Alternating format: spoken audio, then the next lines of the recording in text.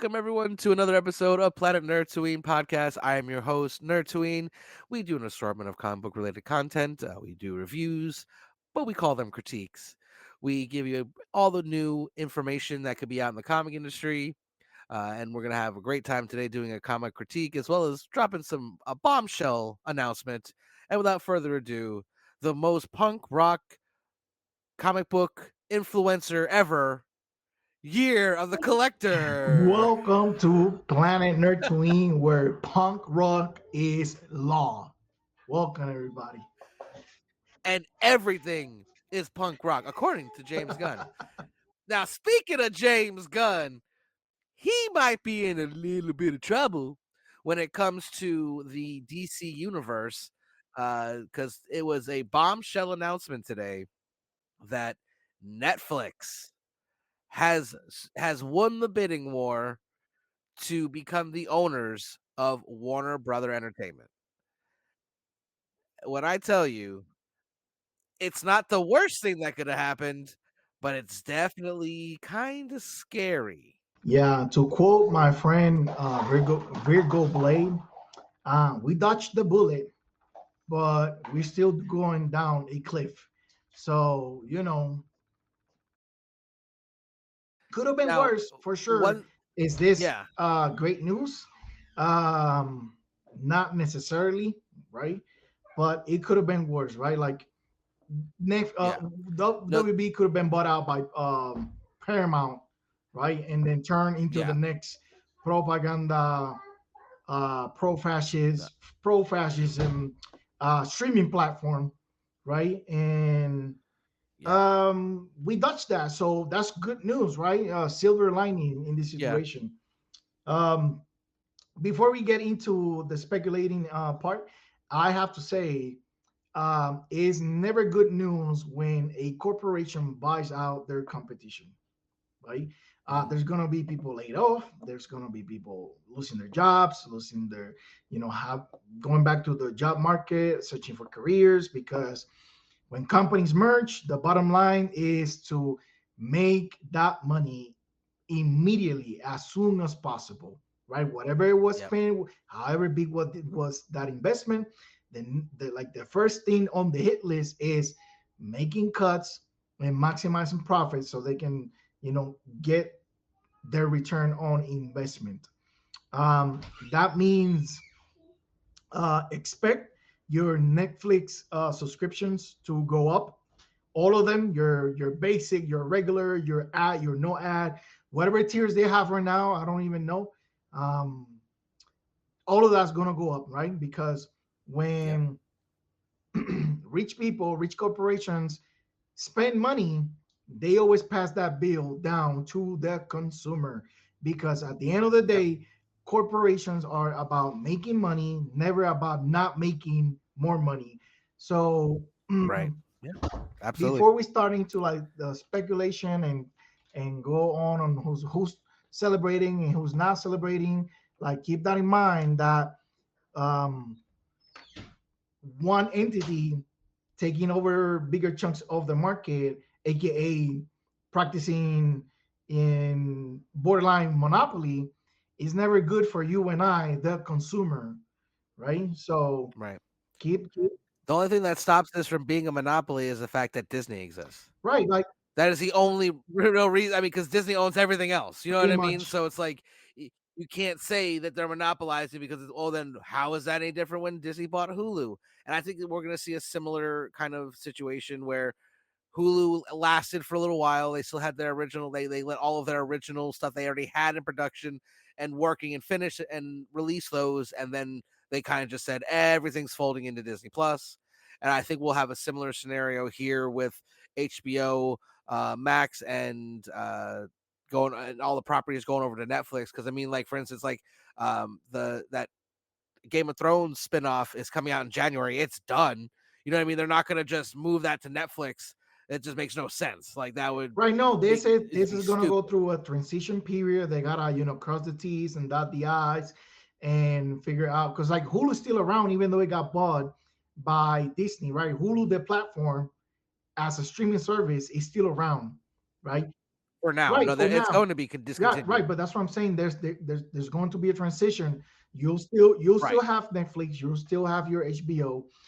Things are gonna be pretty much the same until they decide to either move everything into one platform and then phase out Max. I think it's the name of the platform right Oh now. yeah, so that's right. Right. It's Max. Max. Yeah. No, but it's gonna take a while.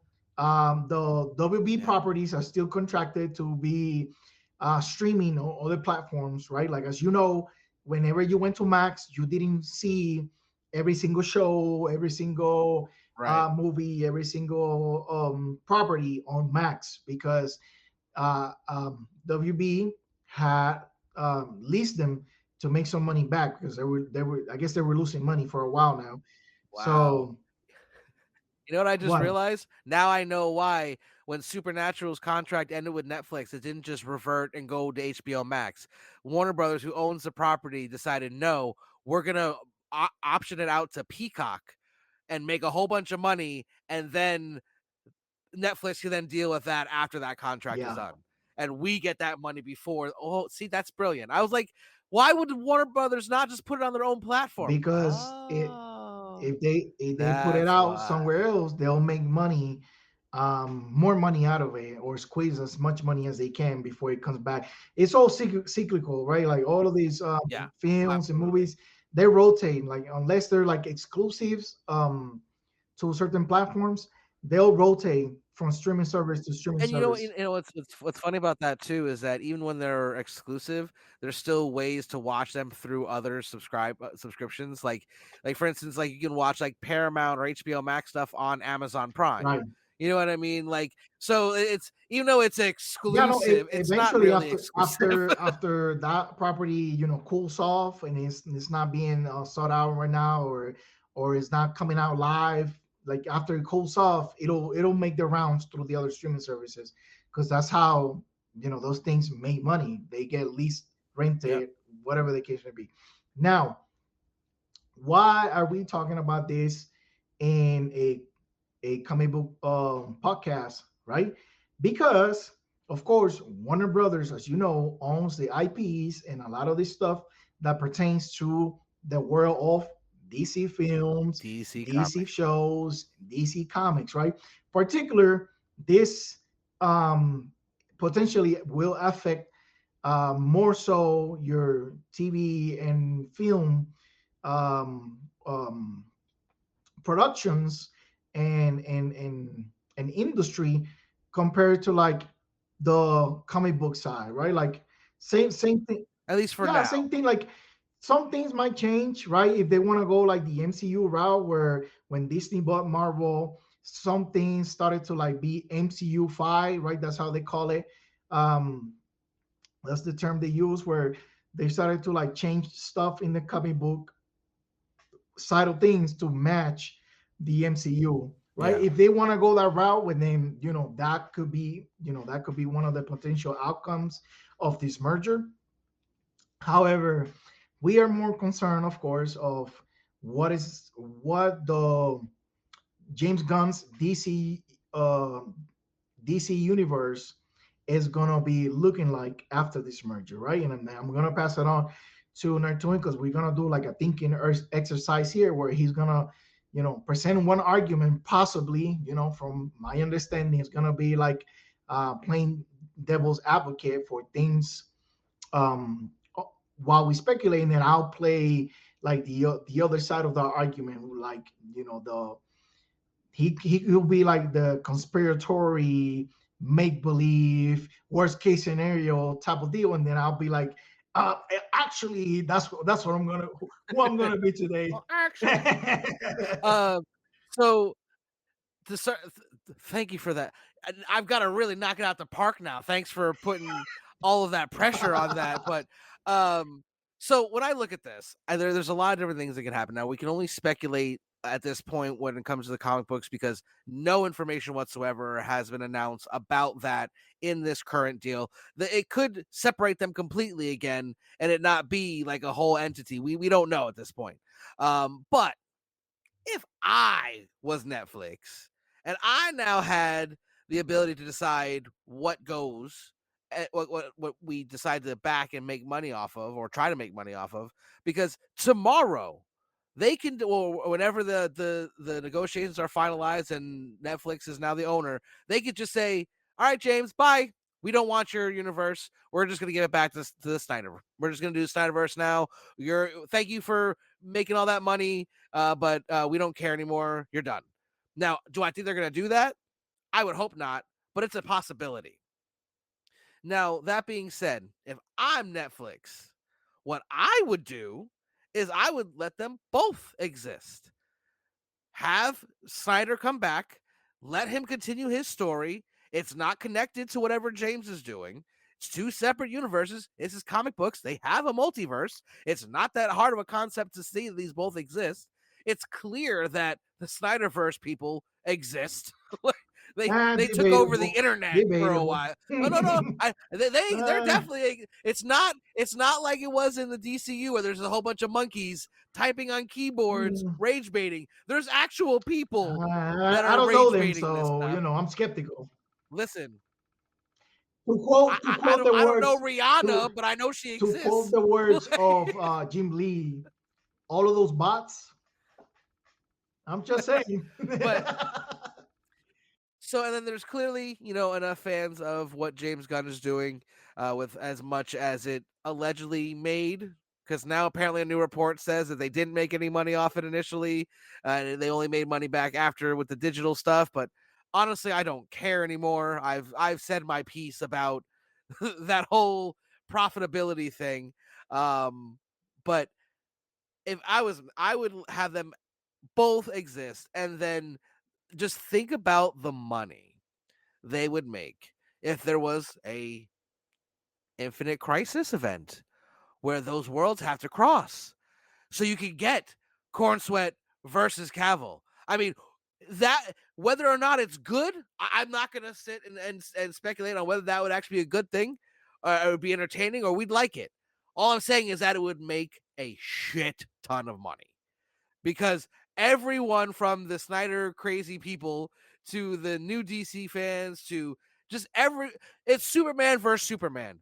People who don't even care about comics are going to go pay to see that. So from a money making aspect, I can see them easily doing that. And again, I don't personally think that's necessarily a good idea. I don't know if I even necessarily want that. But if they talk about they bought this to make some money, shit, that's gonna make some money. That's all I'm saying.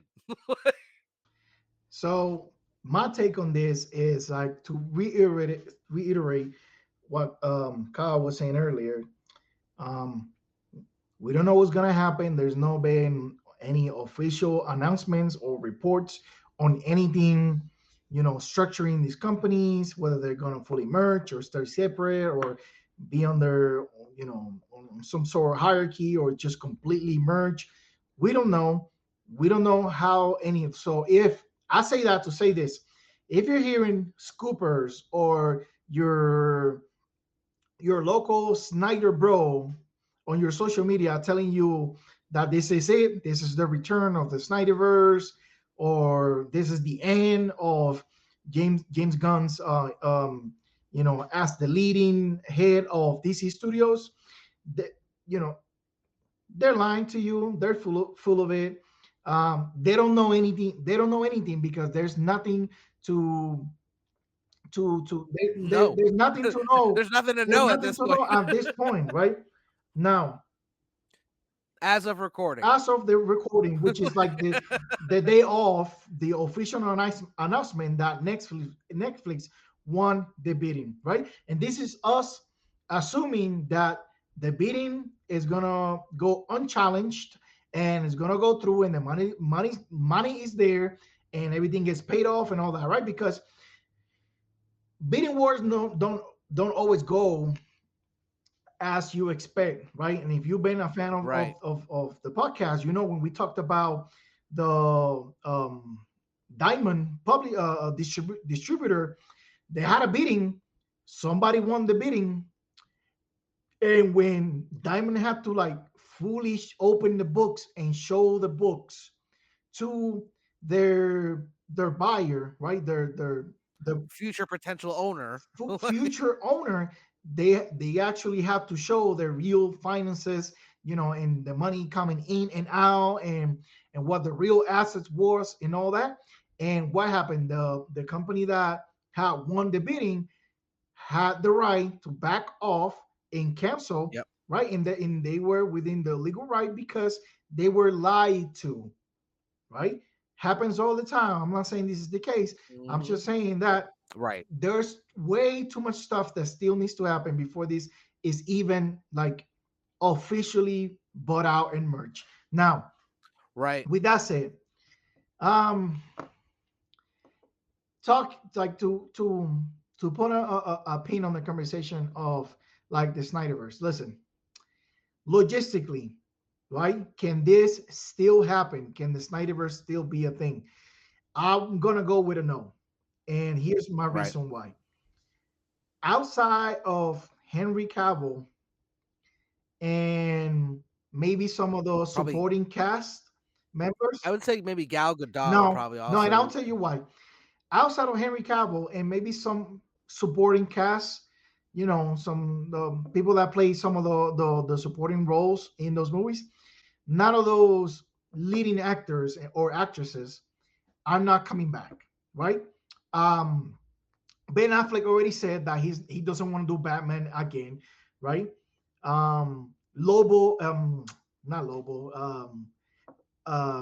Momoa, Jason Momoa is about to play Lobo, his dream role in the next Right. Supergirl movie. He's not coming back to do Aquaman. He did two movies, made a shitload of money. He don't need to be Aquaman anymore. I don't know anything about Ezra Miller right now, but assure He's, you, he's they are not coming gone. back. Right? They're not filming. They're not recording. They're not doing anything. Right? Right. Same with Amber Heard. Right? Like they're Right. toxic um, people right now. Like people, nobody's gonna hire them to do a movie. Amber Heard will probably come back sooner than Ezra Miller, but definitely they're not coming back to the Snyderverse. Um, Forget about The Rock. He's not coming back to do Black Adam. Pierce Brosnan is not coming back to do Doctor Fate. Um, and Gal Gadot, eh, with the state of affairs in the world today, talking about the conflict in between Israel and Palestine, right? Gal Gadot is a former Israel soldier, and she's Israeli, and she's of course pro Israel, right? She's not gonna be hired to come back as Wonder Woman and represent hope and kindness and goodness with like the way that things are right now, right? Um, she's not gonna play Wonder Woman. I'm not saying she's not getting roles to play other movies, but she's definitely not coming back as Wonder Woman. That's my take, right? Me So personally. the only reason why I think that she would potentially come back would be because everything she's done since has been very critically and everything else bombed, so I could see her kind of like taking the money and just I'm being not. quiet. No, I'm not You know saying. what I I'm not mean? saying that Like, she wouldn't be willing to be Wonder Woman again. I'm sure she would love to be Wonder Woman again. I'm saying that a film studio is not going to take the chance on her. We saw what happened, which was like one minor character in the Sam Wilson Captain America movie, and he got so much backlash, and it was like not not a character of consequence, and they ended up stripping the name, the screen time. She ended up being like an entire separate thing to be featured in the movie at the end of the day. So you can't really do something like that with Wonder Woman, right? Like hire somebody that's controversial and then limit the screen time because you're just gonna be wasting the money on paying Gal mhm, Gadot to come back. So I don't see her coming back. Um, my guy Fisher, who plays Cyborg, he not coming back. no way. So logistically, you will have to recast all of them, or you know, a lot of them will have like a price, like Ben Affleck can say no all day, but if you pay him enough money, he will consider it, right? But at that point, like Right. how much money are you willing So to fork over just on actors, like just on casting alone, right? Okay, so that's one logistically wise. You're not gonna get those casts if the Snyderverse was to be brought back. Number two, and this is something that Snyder Bros never want to acknowledge, but the reality is that uh, Zack Snyder, as a director, has had multiple projects within this. Let's say Zack Snyder has had multiple universes, right? Projects that were supposed to be spread out through um, shows, seasons, or multiple movies. They've been canceled. The Snyderverse was one. Um, Rebel the Rebel Moon. Moon was two. The other one was that animated show, something about the gods. I can't remember what it's called now. Those I know two, what you're talking about. yeah, those No, two, don't forget the Army of the Darkness. Army of that, Not the of the Army Dead. of the Sorry. Dead, right? That universe got canceled too, and at least two of those are IPs that belong to Netflix, right? So Yeah. they already been canceling his stuff. Why would they like bring back something that was already canceled, right? That will take so much money to bring back um, and redo again whatever other side projects or whatever other stories are left to be told on that universe. The reality is that if I was Netflix, I wouldn't like reboot the Snyderverse. If anything, they would start like something DC related, just parallel to what Gunn's doing, to leave that door open in the So future for like a crossover, right? So, I think what they could now. This is me as a storyteller. I'm just thinking what they could do is so the only person, like you said, that probably would want to come back is Henry Cavill. right. Okay, so take the Snyderverse and just move it down the storyline to where everybody else is already dead because they're not Superman, and then just have legacy characters or something like that around a much older, wiser Henry Yeah, that's what I'm Cavill. saying. Oh man, that would be You can reboot whatever bones you can pick from the Snyderverse, oh right? bring it to Beyond. Just fucking Yeah, have Superman be in re- Batman Beyond. reboot the Snyderverse into like the Kingdom Come universe or the Beyond universe, right? Where like your Batman Beyond, your Superman Beyond, like where characters like your top tier, your A-list characters are older, right? And then you Yeah, can fit in a Henry Cavill in there and whoever else and you might and be then able to bring te- back.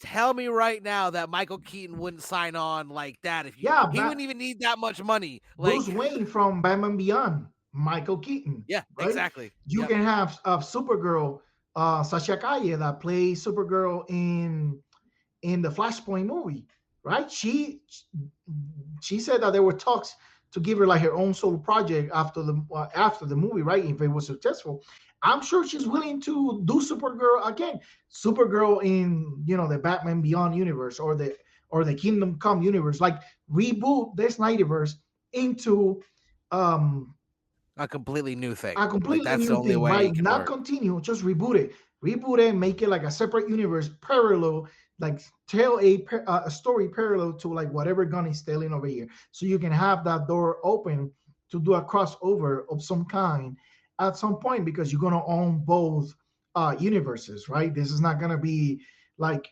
10 years ago, Fox versus Marvel, right? Like you own both, so Right. you can mix and match, And plug then they in, plug also out, however you want.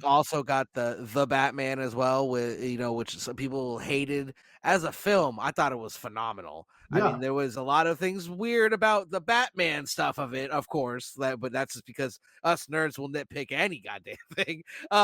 But you have the potential to have three main Batmans that could have potentially cross over in the future. I mean, it could definitely work. I wouldn't mind to see something like you could do like a like an infinite crisis kind of crossover or something like that down the line. Yeah. It could just be there's a lot of options that open up, but it's gonna be weird because and I worry because you know how Netflix is. Even if it's a good show, they can still cancel after one season. You know what Yeah. I mean? Like, does this mean that Harry Potter's not going to happen anymore? You know what I mean? They have a Harry Potter series that was like those things. is filming. So Like, IPs like Harry Potter and other like adaptations that have been published through HBO or through Warner Brothers, I don't know if those properties are going to be absorbed by Netflix or they'll have to be renegotiated because I know, for example, like let's use the Harry Potter IP for example. Um, I somebody can fact check me on this, but I'm pretty sure that the creator of Harry Potter has had some type of creative control throughout all the adaptations because they never sold the rights 100% of the IP. So if you gotta adapt it and ended up being streamed or leased out or rented through Warner Brothers, they're gonna have to renegotiate in some way with I can't remember the lady's name, but there are some J.K. Rowling. J.K. Rowling, No, right, no, right, the only thing though is so the way that at least that it appears to me is that Netflix will just be acquiring Warner Brothers as is. So whatever the current contract would still be the current contract with the IP itself. But what I'm saying, like the new rebooted TV the new show, stuff they going forward, they'll follow up. have to be renegotiated if the creators hold the IP and it's just been leased out I don't think for she does adaptation. anymore. Well, I that's what think I'm she saying. like I think because like that's why the game was able to come out and she didn't have anything to do with the game. Well, we'll see, but I know I think there's they just situations, kind of like give her in her contract that she's allowed to like be an executive producer or some right, shit so she can make money off of it. But like I don't I think that at the current ownership of the at least the license to be able to make content on it, like no one can write a Harry Potter book. right. But the license to make a Harry Potter TV show, like Adaptations. she does That's not what I'm have the wondering. ability to stop them because trust me, she would have stopped the the new one if half of the stuff they said is true about the casting. You know what I mean? Yeah, Like I mean so, we don't know yet, so but I'm yeah. just using Harry All Potter speculation. as an example. Um, I know, like for example, the Wonder Woman IP belongs to the Marston family, not DC Comics, right? So even even comics have to get approved through the Marston estate. That's why every Mm, time you see a Wonder Woman comic, even if it's like a mainline comic book, it'll say, special thanks or appreciation to the Marston family or something like that because they own it. They own it. It just gets leased to DC Comics, to Warner Brothers, to whoever it may be, right? So that all these things, publishing, IP rights, publishing licenses, um, um, creator rights, like all these things are very intricate here. We don't know. We're just speculating to this moment.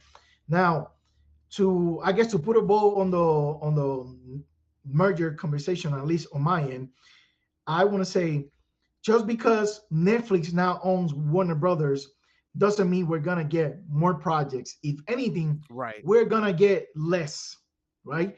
And the quality is probably gonna be lesser because they own now almost half the market, right? Of Yep.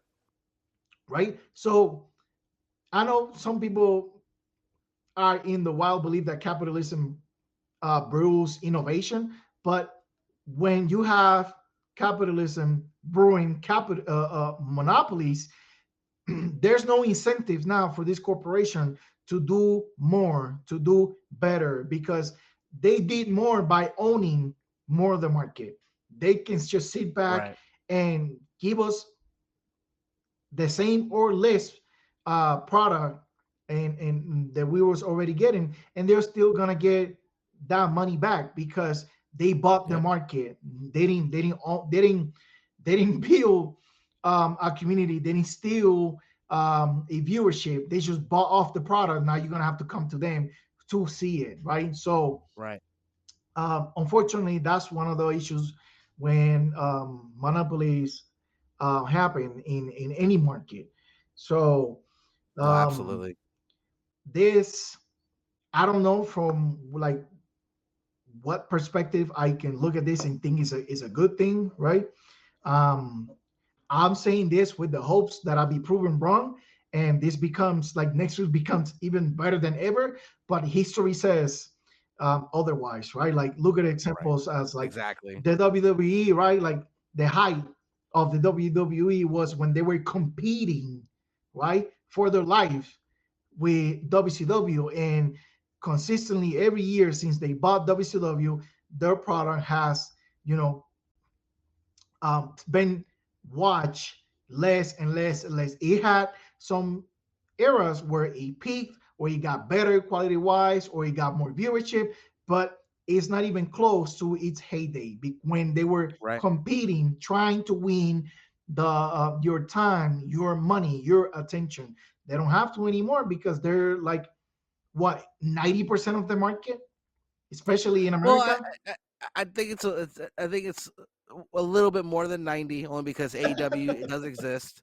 And AEW, we didn't mention this earlier, but AEW is has a streaming license with HBO for the next 5 years. It just got extended, so we don't know how that's going to unfold because Netflix has a deal with WWE for Monday Night Raw, and that's just in the United States. Globally, Netflix has all the rights. Raw, NXT, SmackDown, pay per views, everything is on Netflix around the world. It's just Monday Night Raw is the only thing that the United States has. So we don't know what's going to happen with AEW's streaming deal. Who knows at this point?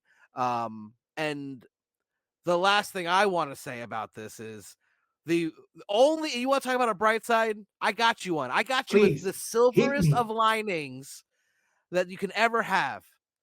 The one good thing that comes out of this is going to be the first episode of Last Week Tonight with John Oliver when he comes back from break because he's HBO and will now have a new business daddy, Netflix. That is what I will say is a silver fucking lining because that episode is going to be amazing. John Oliver, I love you. And you know what? I'm going to say one more thing. I know he's not listening, but John, just in case you ever do see this, I it's great that you were, raising money for great causes recently. One of the things you auctioned off was a chance to be on the show as a little clip. And I would just argue that if you wanted to do more good, instead of letting someone buy their time, maybe find someone whose life would be absolutely changed for the better if we had 13 seconds on Last Week Tonight. So I just want to throw that out there. Maybe you start scouring the universe for people who just have good content that you could just change their life in just 1 second. But that's all I'm going to say about that. Good luck to Netflix with trying to control John Oliver, and moving forward with this new insane venture they have now with Warner Brothers. But on that note, I want to talk about a comic book that we've said from day one was going to be optioned and going to be the next big thing in Hollywood. So any of these new articles you see that says, "Oh, now, after all that's come out, it proved that Exquisite Corpses is the next big Hollywood hit, just waiting for someone to option it." We've been saying that since day one. So, that being said, we're going to do a comic book critique on Exquisite Corpses, issues 6 and 7. Six, Six, seven, six, seven, six, seven, seven. I was, I was eight, wondering, nine, I was eight, nine. wondering when that was gonna come up. And it wasn't planned either. Like, I legitimately, like, when I started planning out the episode, I was like, no fucking way. We're on issue 6 and issue 7. Son of a bitch. Like, but I mean, not for nothing. These have been the two best issues of the series so far, in my opinion, which is saying a lot because the entire series so far has been just nonstop, like a nonstop. Uh, I'm trying to think of the word. I can't even think of a word to describe how insane this book is, because on a writing aspect, you can see all the different threads that Tynion has woven together to make this story. You get little bits here and there of the bigger ongoing story that it just, and the art is very visceral, very raw, and very like impact, especially with the use of color. Like there's a lot of different panels that bleed into each other, and it's very stark and very, I don't want to They're say, very intentional with the coloring, and this is something we was yeah, discussing earlier, right? Like there's when they want to portray moments of intensity, whether there it's violence or tension, right? Like they will saturate colors like red on a yep. background on the characters. They will like just give you tones of red to to Issue 6 opens up with a pink top, red top that had the groundskeeper with all the fire and all the flames, and then it bled into a pink where all the rich people are partying, and then it goes and it was back to just like, orange and then back to yep, red. it's just so, it's less color but somehow more color. You know what I mean? Like everything, every single detail is not its own individual color. A lot of it's just like this part, it's bleached red or bleached pink, and it adds to that scene, and it gives the emotion to it. And I think that's part of it too, that it conveys the actual emotion of what's going on at the time. And it's something that you don't see every day in comics. Yeah, no, the like I said, they're very intentional. Like the way they are, I guess, highlighting what they want you to see and what they want you to perceive from Yep. each panel, each page. Sorry, is by saturating like one color in the background and maybe shades of that color throughout the panel, and then just like one bold color that is very much in contrast with the rest of the page, right? Like Yep. when the groundskeeper is talking about who's still left in the city, in the middle panel, they're talking about what's her name, the one with the with the with the tension ropes traps, Um, Recluse. recluse, right? Like everything is red or shades of red, and then recluse tension ropes are that turquoise, that bluish Yep. color, same as her gear in the background. Even if you don't know who it is, you're like, oh my god, there's that maniac with the ropes again, right? Like it's very Right. intentional, and like I said, the colors are very saturated. Like when you see a background of screens and everything's red, it's just one shade of red. There's no there's no um there's no tones differentiating like in the back. No, it's just like one Right. bold color to contrast the character in front of it or whatever is happening in front of it. I think who was the colorist in this? Oh, Jordi Belair. Bro, if you read comics and you like the coloring, more than likely is Jordi Belair. Okay. Yeah, that's like what we were talking about last episode. How like initially I didn't like know who was doing any of the work. I just started like, oh, I like this, I like that, and then realize, oh, what a surprise! It's the same creator. Like that's one thing I love about comics. Sometimes you just be like, I really like this. Who the hell did this? Yep. All right, I should have known. I should have known. That makes perfect sense. I love that. Yeah, if you don't know, Jordi Belair is doing absolute Wonder Woman, and at least for like the first two-thirds of the series, or at least the first arc. Let's use the first arc for example. Um, Absolute Wonder Woman is in Gateway City, and everything is pretty much the the same shades of color. Like when she's in Hell, when she's in the Wild Owl in Hell, when she's in Gateway, everything is like pretty much the same shade of like red and orange.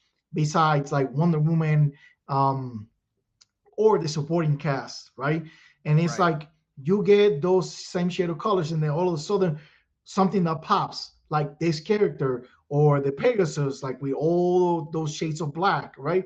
So that's I mean Jordi Belair is one of the best out there in when it comes to color theory, right? Like how one thing relates to the other Mhm. and how it contrasts in the circle of the spectrum of colors. Like it's really really really Oh yeah. really really fun stuff. Like the way like he shades without shading. You know what I mean? Like if you look at like especially in Exquisite Corpses, if you look at when it's anytime you're looking at the the gamekeeper and the rich people, he somehow shades with lighter and darker shades of the same color instead of just the blacks and the grays, to that normal shading you'll see. Like it's really impressive. Like I said, when you look really start Perfect. to like break it Very down. for example of this, like the very first page, the second panel, you have the people at the party watching the games, right? And Mhm. all the characters, all of the people that are representing the families, they're in shades of gray, while the back is like bright red, right? And you can only see the reflection on the on the glasses of this like turquoise blue, right? And two panels later, now the people in the background are black shades completely. No, The no silhouettes. distinction. They're just silhouettes. Thank you. You got that color in the back that used to be in his glasses, and now he's like completely like red, just one tone of red, because he's about to do something terrible, which was they were pushing the fires in to like speed up the games, to like speed up Yep. the killing, to like force the players to come to the same spot and speed up the game, which like by all intents and purposes is a very sinister and macabre action to take in an already sinister and macabre environment and situation. Yeah. No, and what I like now is we're getting a little bit more of like the inner workings of the game, like what because like he starts talking about the all the different players left and about how they're really enjoying the body count and they're trying to make it even more. So that's why they're speeding everything up to bring everything together. So they have to cross paths. And like he even was upset, like there's 8 people left. There shouldn't be 8 of them left at this point. All right, this is not good.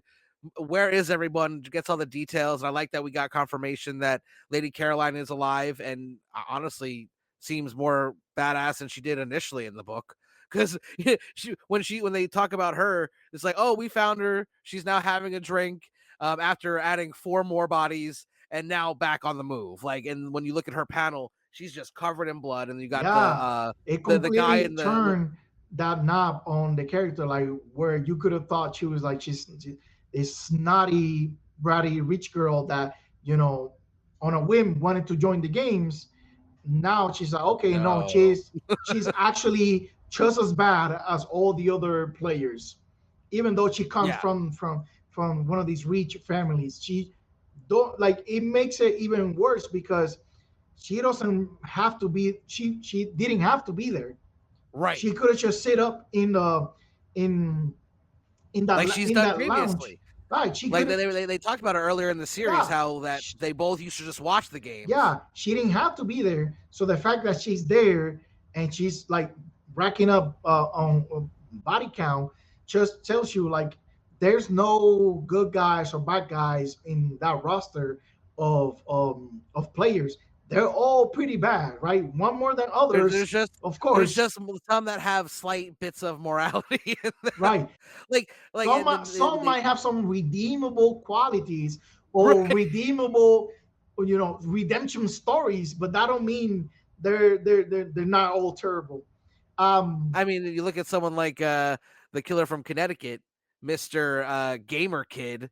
Holy crap! This kid, and I think I want to confirm that I believe it actually is a kid, and not just a short person. Like it really feels like an actual kid that just turned this whole thing into a game for themselves. Because when you see what he's done, besides what we'll get to in a little bit, he's turned his drone basically into like a game of Call of Duty in real world and in IRL, as I'm sure he would say. Um, and I think he's had genius. We'll get to that in a second about how he racked up a huge body count. Then they talked about the Fox Mask Killer, how she's just kind of just chilling, Literally, and the then you kids are got trick or treating, and she's just laying like yeah, this on a just posted tree, up, just watching. just biding her time, like hiding in plain sight, basically. Yep. And then Massachusetts, the lone gunman, they basically say, oh yeah, he's been pretty much out of sight. Trying to like maybe he's getting a sense of the field, but he's moving towards the hill. Um, which the hill is the center of the town, right? Yeah, when they show him, he was like walking through the cemetery at that time Yeah. on issue 6. Yeah, and then they talk about the big old party. Oh, okay. So we were talking before. I know how people always say this on podcasts. This is really what happened. We're trying to find the number of people that were there, and it says we count 100 on scene, more arriving as the night goes on. So there's at least 100 people At the at the pit. Halloween party, which is at the pit. Correct. Yes. Yeah, they've been talking about the Um. pit since like the beginning of the series. Like, there's this pit where the young kids hang out, and particularly on Halloween night, they all gather there after they do whatever they do. They all end up there. They do bonfires. They do, keg beer. Um, Oh. they just it's the spot where most teenagers, preteens, young adults are gonna be hanging out by the end of the night. And now we're, So we're no, I starting just to had, I see just that. had a crazy thought. So okay, Just this one. is plenty, but specifically about this right here. So how this is like a contained game in this area, Mm-hmm. and if you take this logically, there's a world outside of this game area that would need some kind of explanation as to what happened. And of course, it's going to be a lie. They're not going to say, oh, we had a game where we had a whole bunch of people just go crazy and kill people.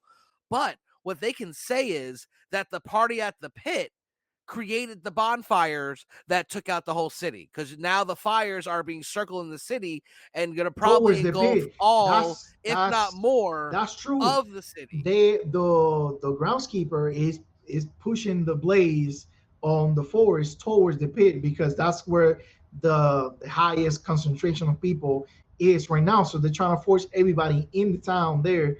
So like you said, they will have a built-in reason to explain why this whole town got burned to the ground. Things got out of control in the pit, and the fire Yep. spread through the forest, and it just ran ablaze through the whole city. That's a good way if you were to get it in the heads of these people to like plan out an exit strategy out of this town, because Yep. like you said, even though it's in the middle of nowhere, people still live there. Somebody's going to swim by at one point and see like the disaster after the fact. So, Right. but there's so much going on in issue 6. You have the kids gathering at the pit. You'd have gamer kid walking down the street, pretending to trick or treat while racking up body count. Oh The man, so Lady good. Fox killer just hanging out, hiding in plain sight. The lone gunman, he's just hanging out at the cemetery, trying to steer away from regular people. The groundskeeper and the the game master just forcing everybody's hand in the issue, in the game. Now, besides that, you have what was it? What was his name? Medhead Mike. Meth head Mike, Medhead Mike, hanging out pretty boy. with Pretty Boy, and they make it to the pit. I guess Medhead Mike was trying to like warn the people because he knew they were gonna be here. Yeah, yeah. Because in the previous issue, they actually saw the people torching it. So like he's like his whole conspiracy theory Because Pretty brain. Boy was trying to run away with Manhattan Mike, and that's when they saw the groundskeeper people like setting the fire, the forest on fire. Yep. And this is something we was talking about before the podcast, leading up to the podcast, that Manhattan Mike is the town's local conspiracy nut, right? Yep. And because he's been an addict, he has no credibility. and basically they treat him now in this issue like the kid that cried wolf, right? He Yep. arrives to the party and he's immediately trying to stop everything and warn everybody that they're here, they're coming to get us, they're burning everything, there's murders, like basically saying, blabbing all this conspiracy thought talk, What right? what it sounds like, yeah. Yeah, like probably like they taking him. Oh man, Manhattan Mike is back at Well it again, well, that's I or really like that when he first shows up, it's a 3-panel page, and he screams, "You're all gonna die!" And then they show it got quiet, and everyone looked at him, so at least it confirms they heard him, and then they turn away, and then they have all the conversation bubbles. yeah, That was when I saw that, I was like, that is if you ever thought, oh, and that's probably this page is probably what made them think, oh, this could be a movie, because that's what would happen in a movie. Wow. yeah. Granted, again, we've been saying it since day fucking one, people. They all say, "Oh my god, who said that?" Ah, And then it's just like it's Manhattan literally, Mike. if Yeah. if you look at some of literally, someone says vegetables. What like what? You're getting drunk by a bonfire, and you're literally vegetables? Question Yeah, mark. whatever they were talking about before Manhattan Mike got there, it had to do with vegetables. So they would just went back to it. But it was funny. People were like, "Hey, Mike, you want to hit from the beer keg? Hey, Hey, I heard you talking earlier. You got some on you. I hope you're not holding out on me. Like, let me have some too. I'm struggling over here. Like, they really thought, he was the boy that cried wolf. When shit actually happened, nobody believed him. They all just brushed him off. And Yeah, like that new was it Cat? I think her name was. Lisa. Lisa, he goes up to Lisa by the keg, and he's like, the sheriff's car and the shock troopers. And she's like, shock troopers? You really can't be these allegations, can you? Like, you really are the crazy conspiracy theorist. And what I love about what happened right after that, Pretty Boy basically was like, looking at him, was like, man, you're pretty much a loser. And it's like, it's okay to be a loser. That's a good thing. Losers, they survive, but they play a vital role. And he basically like was like, good luck tonight, because he knows some shit's about to go down, because he can't escape, so he knows he's got to actually play the game somehow. So like he's basically like, yeah, good luck, and then just walks off. And I think there's and I what Tynion has been able to do in such a short time with that character, because when we first see him, he is the stereotypical drug selling meth head guy who works at a gas station conspiracy. Like, it's so stereotypical. And then you get to this issue, and you see he like a normal just meth head wouldn't bother go trying to save people. He would just try to save himself. So like you can see how like there's actually like a person in there, and then in the next issue it gets shown even more so how like authentic he really could be. And then when we go back to the story, because they telling so many stories at once, there either shows some trick-or-treaters. And did you notice that one of the trick-or-treaters was actually that three set of people that Gamer Kid encounters later in the issue?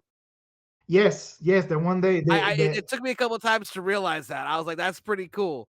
I only remember because like the girl's costume had like some, I can't remember what exactly what it was, but it was It's like very, the Terrifier or something like that. yeah. And then the other kid was dressed as one of the gang members from the Warriors movie, like the gang that was like they were wearing like baseball uniforms. You remember that? Yep. So one kid was dressed as like the baseball gang from the Warriors. So when I saw him again, I was like, oh, there goes the kid again. And So they finally revealed how Gamer Kid is racking up all the kills. I know you really like that part. yeah, so basically he's hanging out with other children, um, and he has this drone just hovering over, and then when I guess when nobody's looking, he'll like bring down the drone and just shoot people or tase them or whatever their weapons the drone has, and he's just murking people after like a bunch of kids go to a porch, they ask for candy, and then Gamer Kid is the last one to be there. He, Trick or treat. yeah, he murks the owner of the house, and then he just keeps walking. And then every time they sit down to take a break with like the other children, while the other children are like resting or eating candy, Gamer Kid is just flying his drone on the neighborhood and just marking people that's just outside minding their own business. Yeah, and then we get this issue. We had a nice little when you have the side characters that become main focus in an issue.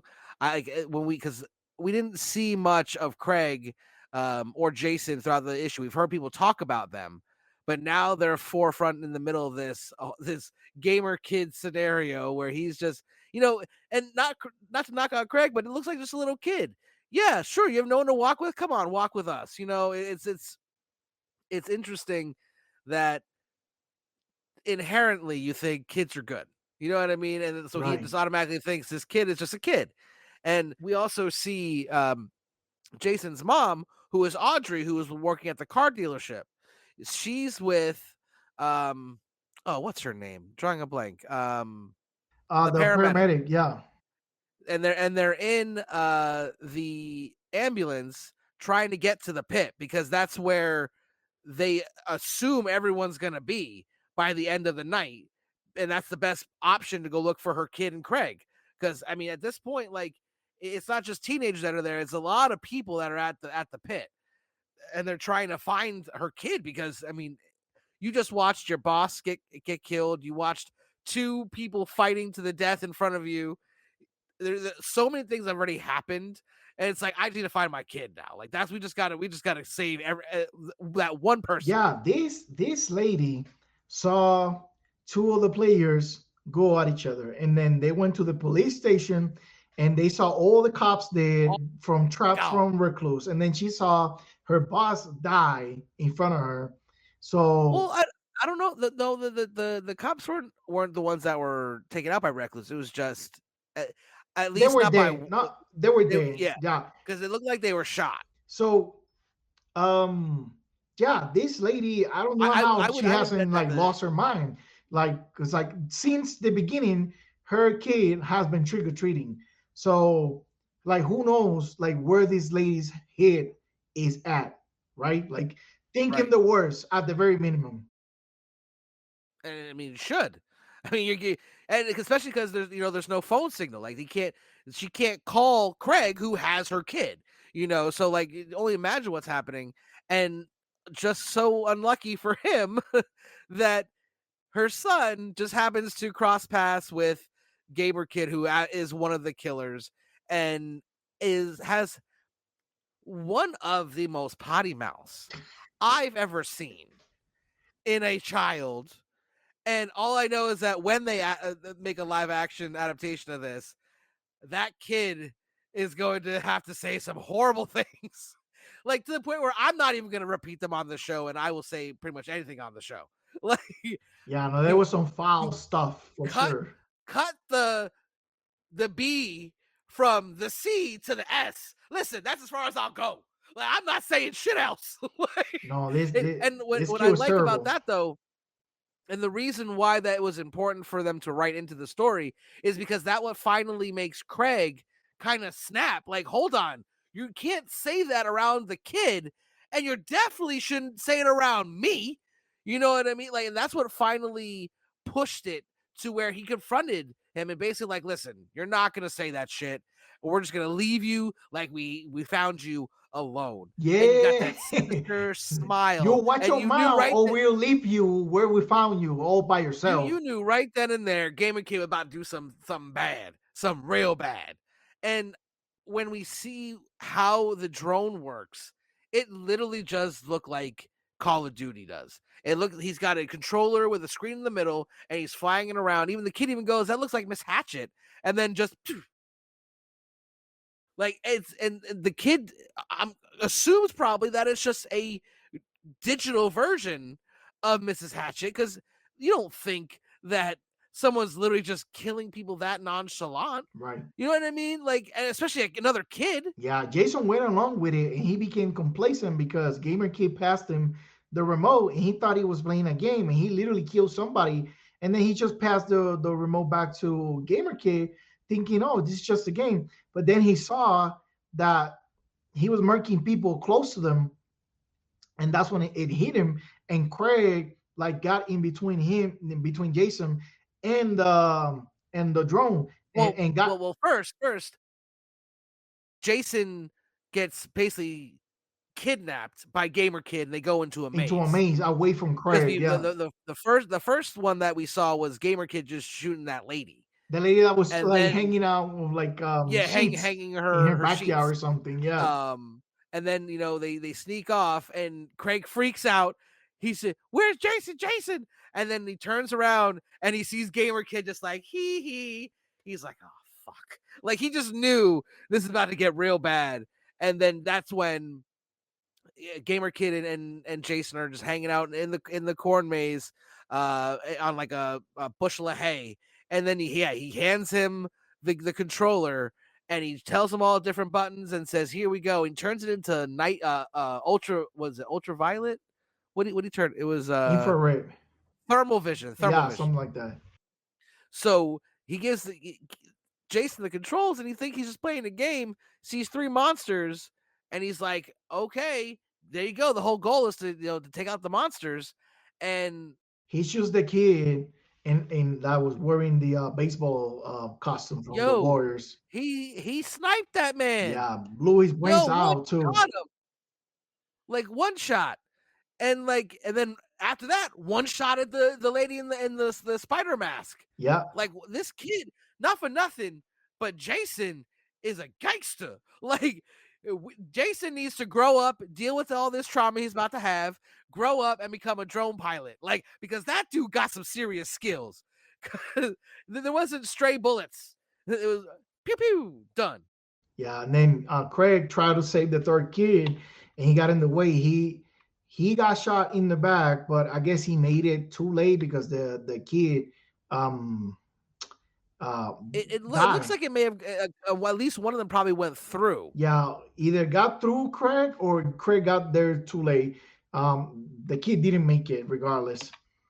And then that's when Jason realized that something's off, and he gets tired of Gamer Kid's antics, and he just punches in the mouth like Like docks him. straight up. Yeah, docks him really good, where to the point He where hits him with he the knocks he hit him one with the tooth. Hadouken. Yeah, He hit him with the Hadouken. he knocked off one of his tooth from the front, so now he was missing both front teeth. Another tooth. Yeah. Yeah. But here's like the best thing. This is like we talked about this in the last episode. I was waiting for you to get to this part. Gamer Kid was like, "Oh, I had it with you." When he pulls out a knife, so they start running, and they made it all the way out of the maze into like the woods, and then uh, Jason trips up like just right in front of this like little river, this creek, just right outside the maze, and Gamer Kid is a villain, is a bad guy, so he goes into his bad guy monologue, telling us, talking all this crap to As they Jason. do. Yeah, as you do when you're a bad guy, you have to monologue. You can't skip the monologue. And right before he attacked Jason with a knife, freaking Rascal Randy comes from within this body of water, Bro. steps behind Gamer Kid, grabs him by the neck, takes him to this water, this creek, and drowns Gamer Kid. Takes him off the board gruesomely. And listen, we haven't been told who's in the Rascal Randy costume. I am convinced it's Jason fucking Voorhees, okay? Like, I'm sorry. This dude walked out of a freaking swamp, killed this freaking kid, because not for nothing, it's an evil kid, but it's still a kid nonetheless, all right? And then casually just walks by the other kid that he's not going to take out, pats him on the head, and just keeps walking. Like, I'm sorry, if that isn't the most like craziest thing you've ever seen, like, and literally rises from the depths, takes out this kid, and then just walks off into the night. And we're gonna talk a little bit about that specific scene in a second and a little issue we did have. But one thing I did like is that after it was over, they show it like when you see the pat on the head, you see splish splosh first, which means Rascal Randy dropped the now dead body into the water, and then you see him walk up. I thought that was really cool to signify that's what happened in that last part right there, because it showed what, like, literally you're splash, you see all the different splashes as he's taking him out, and then just the drop. Yeah. But now we can get into a little issue that we found, and just again, like we did with Ultimate Wolverine, when there's an issue, it does not mean that it's a bad issue.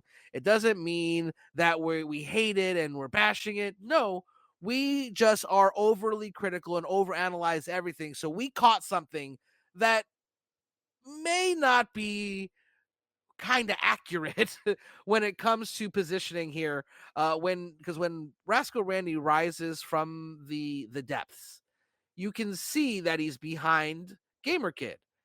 And what's behind Gamer Kid from the previous panel is a big ass lake. You know, the one that Rascal Randy rose Well, from. I want to say it's either a river or a like a pretty big water creek, Yeah, it might be a because river. you can see The other from side. where, yeah, you can see the other side from where Gamer Kid is standing. But if you take, the scale of everything, it's pretty wide, Yeah. like a good, So I don't they're know, 40 to 50 feet wide creek. easy. And the reason why we say that is because in the panel when Rascal Randy is right behind Gamer Kid, right before the violence, there's these trees up at the top, which we kind of agree could be there, judging by the angle. But if we let that slide, we can't let slide the bushes next to him, because there shouldn't be any bushes there. There should be just open space right there, because that would be behind him where that body of water he just rose out of is. Yeah. So I I noticed this. It's not really a big deal. I think if they were to like keep the moment and the scene honest to the location, you should not be able to see that many tree branches or those bushes behind Rascal Randy, right? Because if you have a body of water between, like in the middle of the forest, that means that there's going to be a break in the canopy of that forest, right? So if Right. the camera angle is from below and is shooting from below Gamer Kid, like up and behind Randy, it should be aiming at that open space where like up just right above where the water is. So you should be seeing like maybe the moon, the stars, and stuff like that. Now, And to what take it one step further too, I didn't notice this when we first talked about it, but in the panel after, when he's actually taking out Gamer Kid, you can see that he brings him all the way back deeper right, into the water. So there's that, and on that shoreline where you can see in distance, Jason there are no bushes at all, right. So none. I when I say they went for the aesthetics, because like if you had just like black behind it and maybe a couple of stars and the moon, it could have been more authentic and honest to the scene location. Right, But if you add, trees with no leaves, right, and you have bushes, and you just use the tone of red behind the because like again what we were saying earlier, the coloring is very intentional, right? You have freaking Gamer Kid in the shades of red. Mind you, there's no red lights, there's no fire. They give that color because he's about to do something very violent, right? He is the right. threat, he is the menacing character here, right? Behind him, Rascal Randy is in full color to contrast, to make him pop, right? And then behind him, to continue that pattern, you have again black and red, right? If you couldn't have any red if you only had like the night sky there. So they added a couple bushes and like, the the terrifying, trees all in red to just make the scene more, I don't know, horrific, more in tone with the genre of this Right. of this slasher.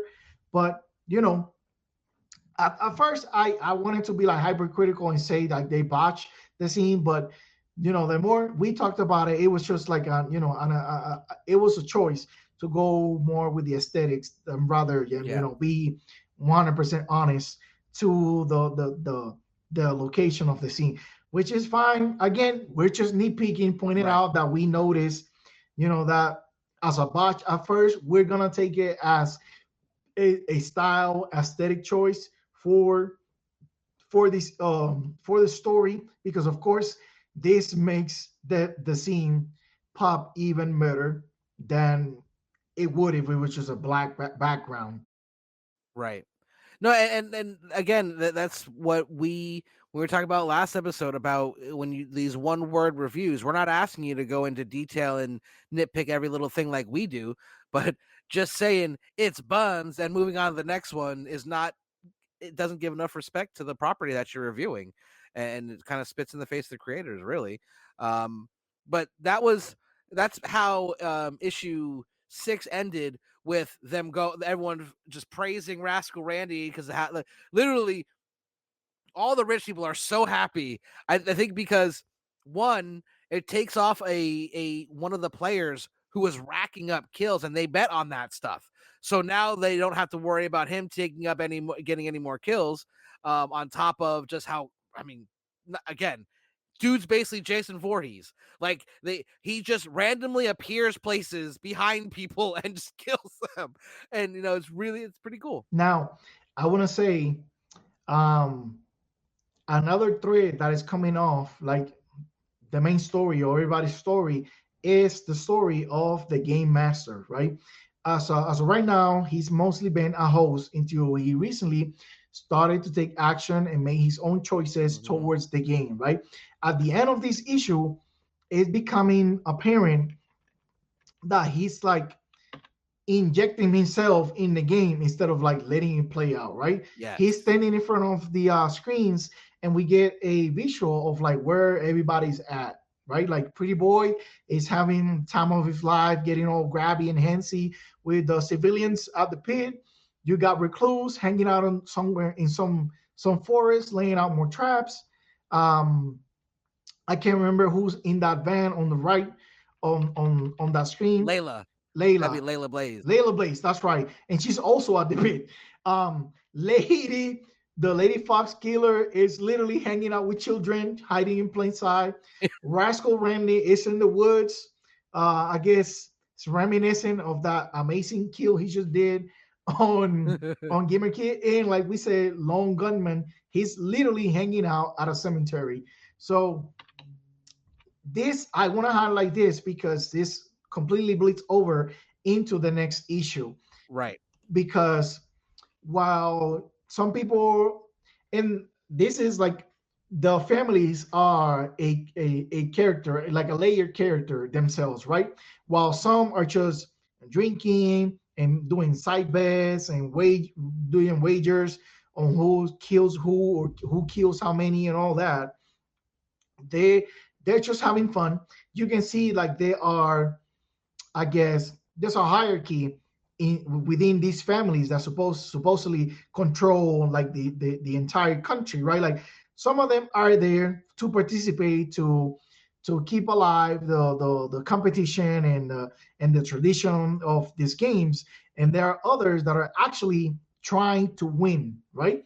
Mm-hmm. And that becomes even more apparent when in each number 7, one of the family reps comes up to the game master. It's at Massachusetts, right? It's The the old lady, Yeah, the right? old lady. Basically, she says lets him know, hey, I see what you're Yeah. doing. You're pushing the pace. You're inserting yourself in the game by what you're doing with the fires. I'm gonna I let like how he tried to play it off too. He's like, I don't know what you mean. And then she literally takes her decrepit finger and goes, look, yes, you do. yeah It's right here. Like while everyone's partying. And that's a good point that like there are some that are just completely oblivious to what's actually happening in the game besides their bets, besides the kill counts, besides Right. that, like not the actual mechanics of the game Yeah, itself. some of these people are there just to play and just to hang out, but there are others that are really trying to win, because if they win, that means that their family are going to be in charge of running the country, or lead, or being the lead family of running this country for the next 5 years, right? So that could represent any number of things, like more money, more power, more gains for their family, have more control over something. So there are things at stake here. There's just some of the families are just content with being one of the families that are in control. Right. Now, Massachusetts, this lady lets him know, hey, I'm sure gonna let you know some of the top families, or some of the families that are still in play, if their player gets killed because of you're doing, like there are gonna be some consequences. And she lets him know Yeah. there's a reason, game masters don't hang around to this job for a long time. Basically, Right. you get my guy killed, I'm gonna get you killed. Yeah, like Point his blank. basically because he tried to play it off like I don't see what the big deal. It's kind of like that, like that Chappelle gif where it's like I don't think he did it, but even if he did, Yeah, you know what I mean? Like that's basically what he tried to do here. He's like, yeah, okay, I don't know what you're talking about, but even if there was something, I don't see what the problem is. Everyone's enjoying themselves, right. and Massachusetts was like, yeah, they're having a good time, but think about what happens when when their player gets taken out because you wanted a better party. And Like, that's the thing. Like, again, he was trying to like self-insert himself in the games instead of letting it play out. Not to get into it right now, um, to like spoil the meat and potatoes of the issue, but at the end, something happens at the pit where they lose visual and audio and whatever else they have over the area of the pit, and everybody starts panicking because, of course, there were multiple players in that zone, and because there's no visuals, there's no contact, they start um, asking, very worried, very aggressively, where's my player? What happened to my player? Game master, I want to know what happened to my player. Get visuals on there. And he starts panicking because he knows he was already foretold, if you mess something up by having all this fun with the fires and all that, it's gonna be your head. And basically, it happens at the end. Like, not necessarily to his own doing, directly, right? Because right. he didn't do anything to like make that explosion at the end, but That might not matter. he did push everybody on town to start moving towards that direction. So something was going to happen sooner or later, and because of his actions, it happened sooner, right? Which is Layla Blaze comes into contact with Pretty Boy, and Pretty Boy tries to like play the whole charm on Layla Blaze, and it doesn't work out, as we seen earlier in the series. She doesn't like to be touched, so she Mm-mm. goes ahead and blows up that band where next to this barn fire that they had going on, and seemingly it took out Pretty Boy and Layla Blaze, all in one And shot. however many other people Yeah. too. So Now, I mean, I do want to point out a few things prior to that ending. When we talk about the coloring, again, we saw it done really well in this issue when what's his name, Javi, right? Is that Javi? The guy who had the makeup on earlier. He's looking for Jason yeah, and Craig, and he's going through, and he's the only one that's colored and the one person he interacts with. So you got all these gray people partying in the background, and then you see him. Hey, have you seen Craig? And he's sticking out just so vibrant. So just let you know this is the person that you want to look at in this scene. And he actually does, finally gets reunited with Jason, who came out of the corn maze alive, thankfully. But we don't see Craig anywhere. He didn't, but that's when he tells him Craig is hurt in the corn maze. And you see, Pretty Boy in the background there. and he's watching all that transpire. Um, and then what we see before the big explosion, we get to see they pull up to the cemetery. Audrey and what's her name, Lisa, I think it is. Yeah. And they pull up because they're trying to get to the pit. That's where they're going. But they get to the graveyard, and who's in the graveyard battling it out? But the Fox Mask Killer and the lone gunman. And this part, what I love so much about this is we've already started, because again, I'm gonna keep saying it, drive this fucking point home. We've been saying this is gonna get optioned for a while, so we've already started thinking about who our fan cast would be. And this scene with the lone gunman makes me 100% confirmed that Jai White is the only person who can play the lone gunman with his skills, his amazing fighting abilities.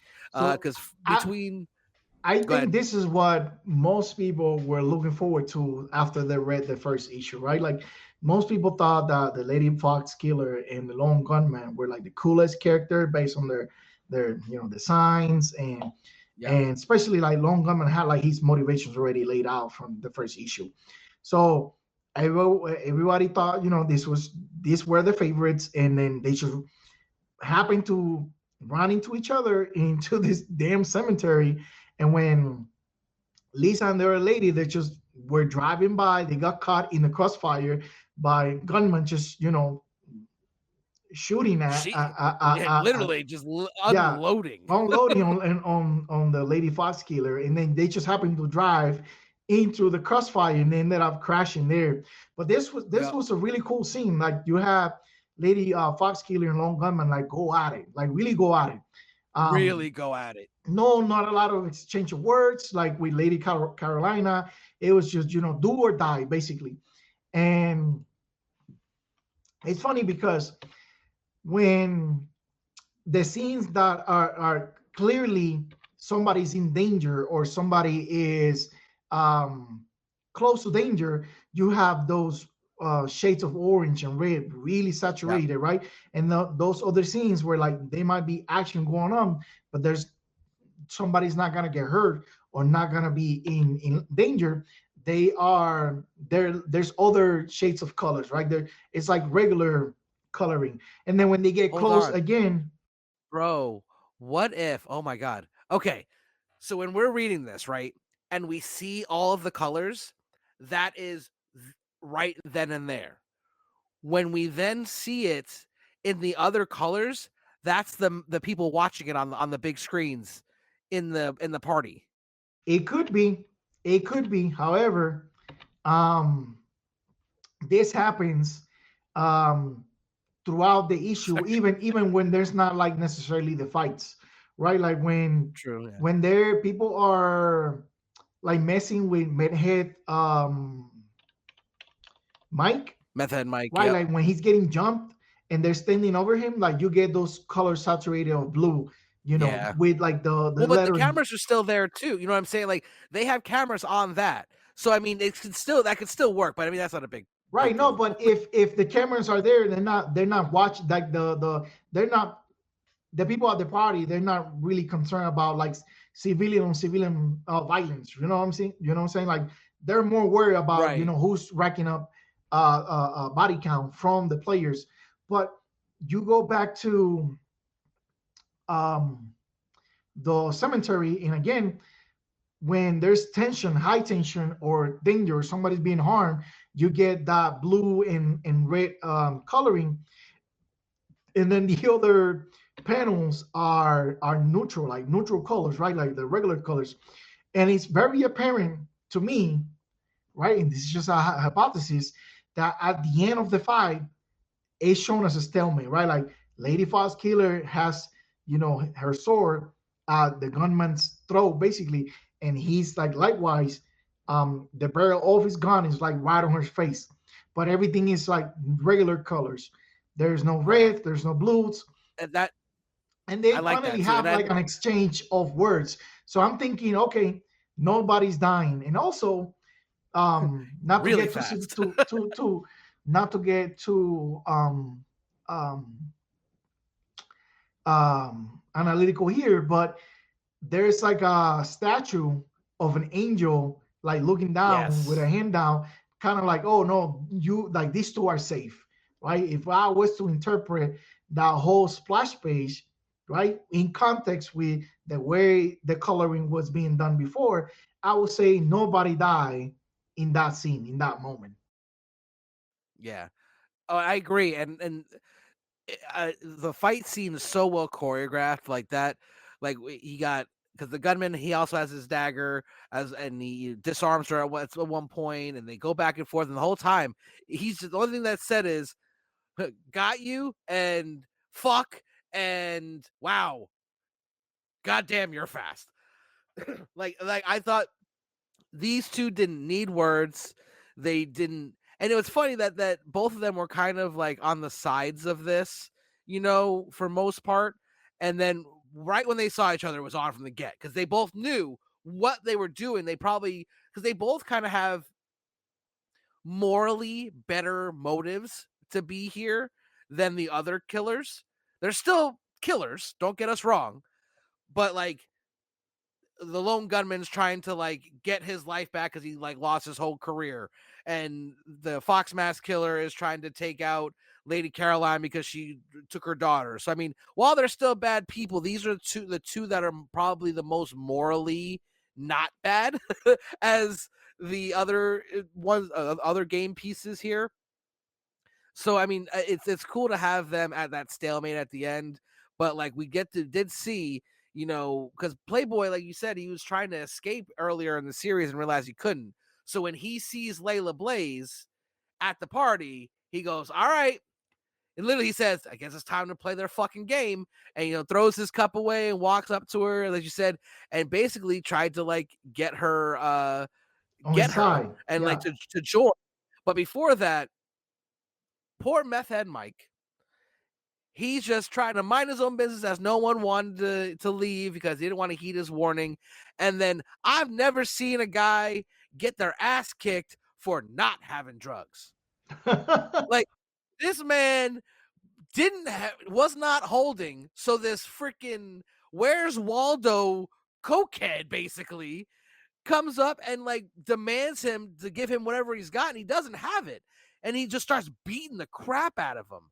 And I think wouldn't surprise me if like one of his uncles is up partying with all of those other people, like some like distant uncle or something is a rich bastard, and he just feels privileged to be able to just beat people.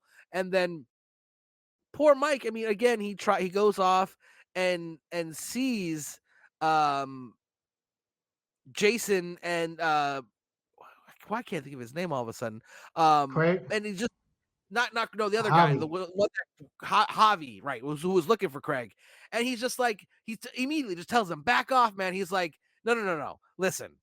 I'm just trying to help, man. Like, listen, I know what everyone thinks about me, but right now, can you please just listen to me? You've got a fucking child. Can you please just listen to me? Because he's telling him, he's like, there's people out there dying, and he's like, I was supposed to be my boyfriend, and Jason's like my mom, and it's like, he looks at him, goes, trust me, we need to get out of here now. Bad things are coming. And then when we Not see too them long again, after that, you got the not too long after that, Layla yeah, Blaze bombing the fire pit. yeah, because Pretty Boy tries to like again be Pretty Boy and get up on her, and she pushes him away and pulls out the little bomb she got from was what was his name, Scanner Seether, something like that. But I do love how she talks like a whole bunch of shit before she does it, because he literally picks her up by her overalls, and he goes, "I don't want to cause a scene, little girl." And he calls him insecure, calls him ugly as hell. Well, she says fuck, but trying to keep the f bombs to the minimum after last episode. Um, but literally starts talking shit and gets under his skin, so he's choking her out. And Yeah, I listen. Side note here, I don't know why the male characters here have this inclination for putting their hands on the pyromaniac. Like right, or in any of the other players for that matter. Like, why would you get this close to the lady that likes to set things on fire, including herself?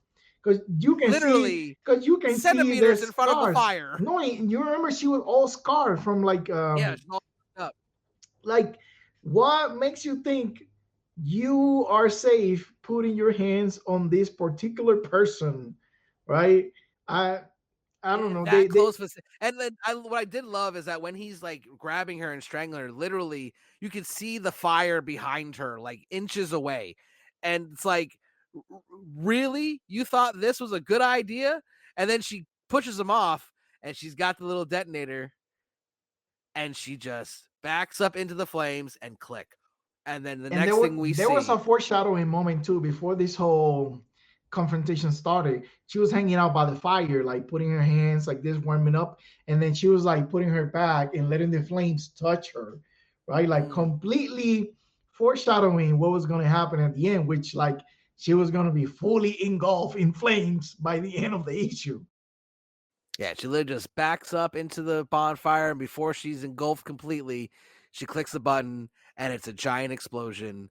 And we see the van explode. So actually, it looks like, now that I'm looking at this again, it looks like she had the bomb she took initially from the other guy. She left in the van, and she snatched something out of Pretty Boy's pocket and then detonated that one.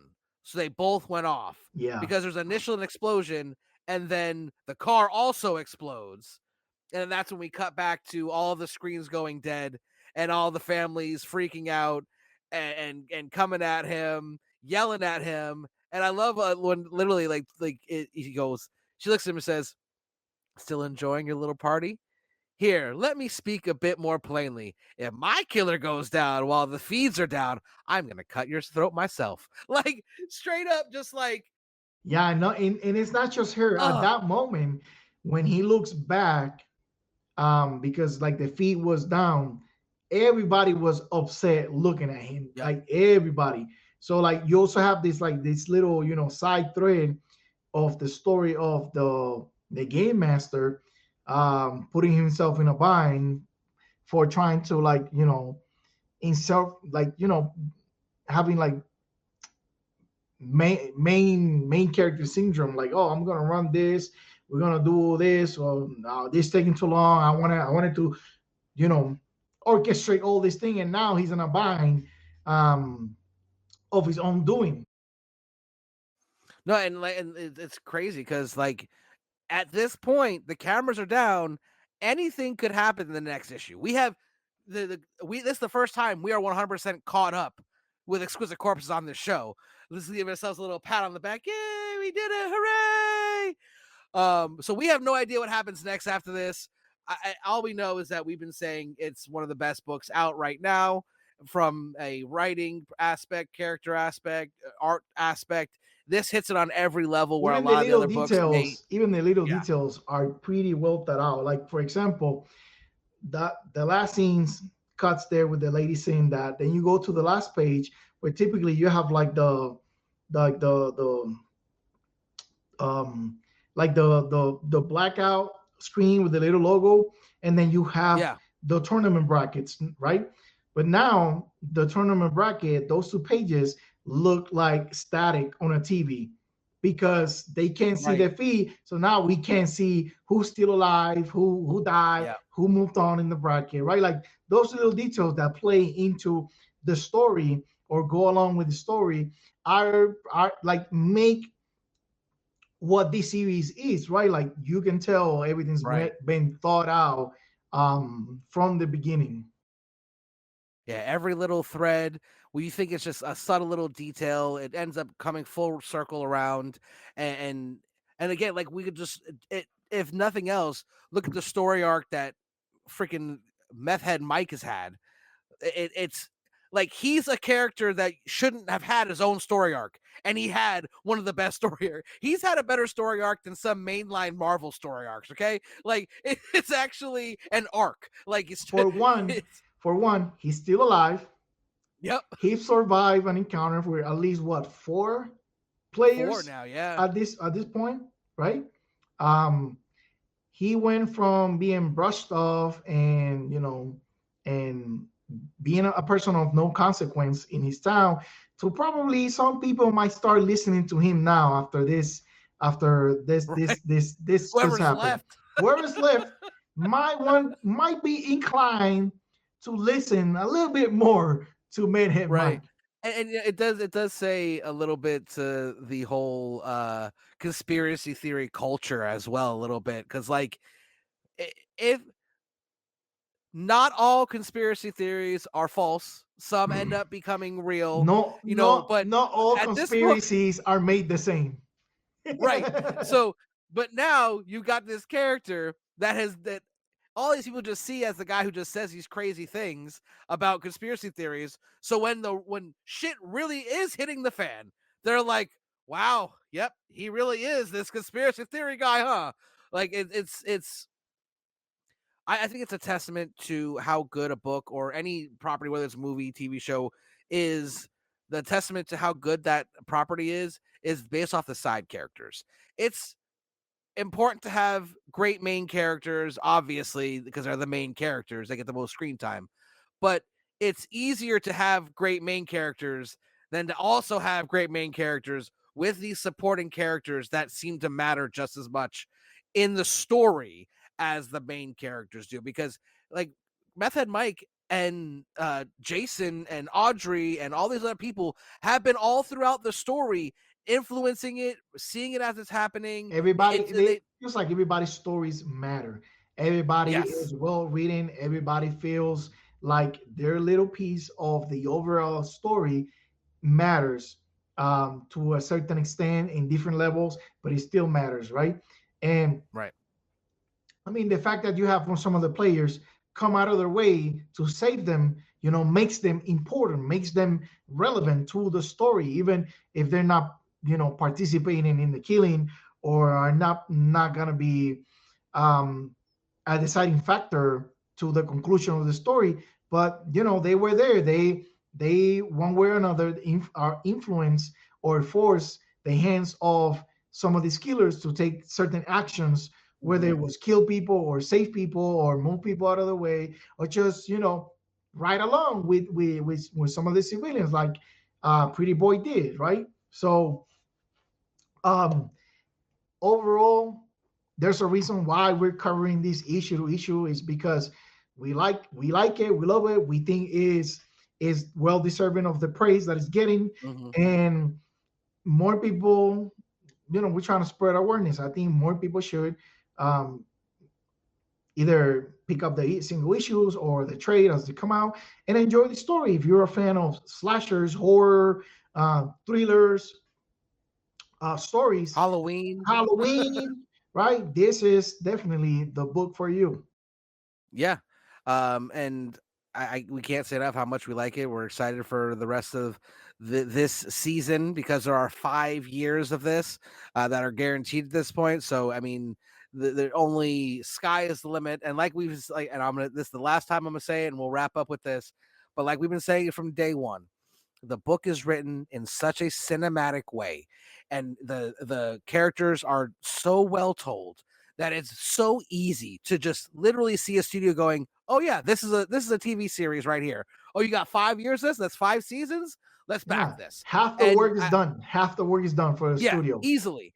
And I hope that we get that because I think it'd be a great live action or ongoing series. And I'm sure that after the future success that I'm gonna put on a limb and say we're gonna have from Something Is Killing the Children from Blumhouse, both and we got a lot of the. If you look at the books that are being optioned now, it's the horror version, horror books. You got Grimm, you got Something Is Killing the Children, you got a couple of zombie shows that just came out soon. Here, Walk sponsors. And then a lot of other the stuff that we see are dark, gritty stuff, and not like Yeah, the next. caper superhero stories are not getting auction, not being uplifted to be adapted in any sort of way. It's mostly your fantasy stuff, your slashers, your horrors, your crimes stories. Mm-hmm. Those are Yep. and rightfully so. They are getting some love.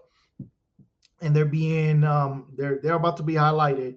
10, 20 years from now, somebody's gonna somebody, there's gonna be one of them guys, one of them actually guys telling somebody, actually, did you know that Exquisite Corpses came from a comic book?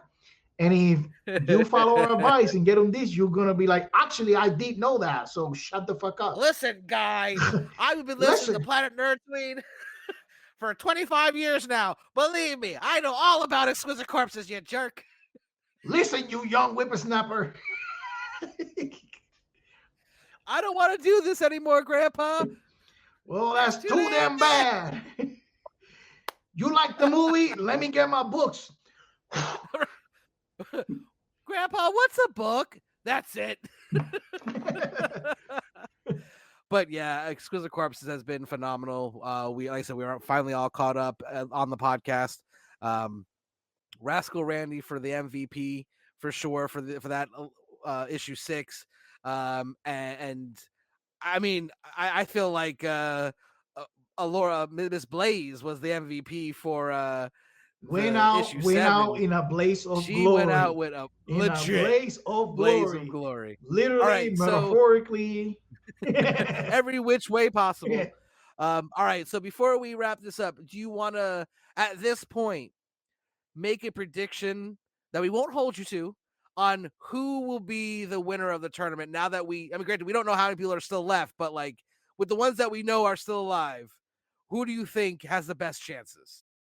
um, well, my original pick was Nurse Pete, right? I thought he had plenty of tools and maybe the opportunity to blend in and do the most damage possible. He did a lot of damage, but rest in peace. He's no longer with us. Um, I want to say, so we have Lady Carolina, Yep. Rascal Randy, Yep. Recluse, Lone Yep. Gunman, Lady Fox Killer. For sure, Yes. those five For left. sure.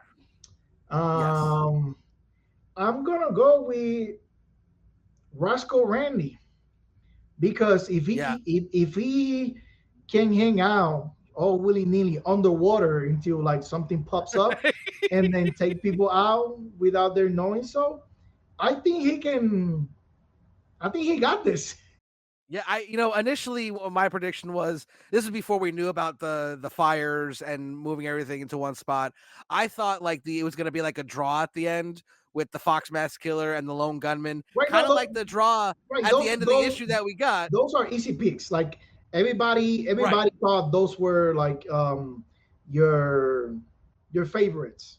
Which But I definitely think we were onto something here with Rascal Randy because I feel like what's gonna happen is there's gonna be this crazy final battle fight. Everyone's gonna be laying there dead, and then Rando Rasty's just gonna walk up and look around like, I guess he's just gonna be like this. And I've got this weird feeling that we know who's in the suit, but we don't know they're in the suit.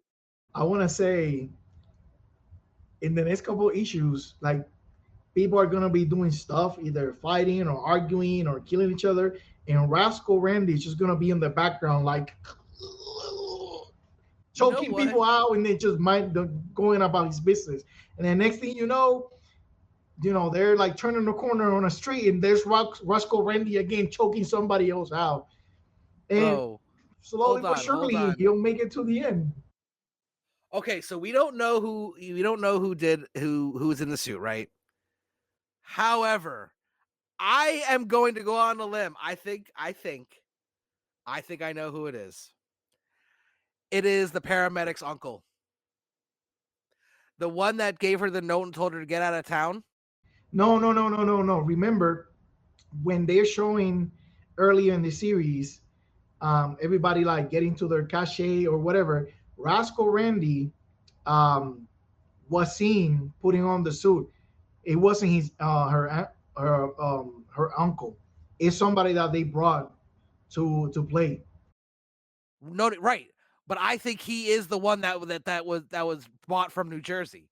Because the way I'm looking at this now, I randomly just hit me. So there probably are some plot holes in this theory that I just came up with. But he seemed to know beforehand. And technically, if she would have listened, she would have gotten out of there without any issues. So who would know that in depth? Someone who's in the game. They paid him off.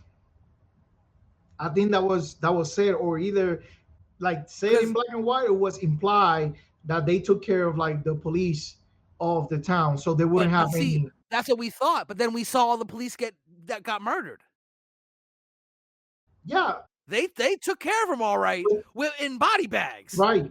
But the chief of the police, I think they bribed him or paid him off, so he like looked the other way, go away and don't say anything, don't do anything.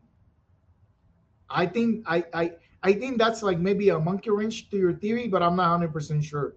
I do remember that Well, he left, and then the families, like the groundskeeper, dropped in the different locations the players, and Roscoe Randy was seen like walking like, I think he was naked or like barely clothed, or like barely naked, and then he didn't put the suit until like he was off camera.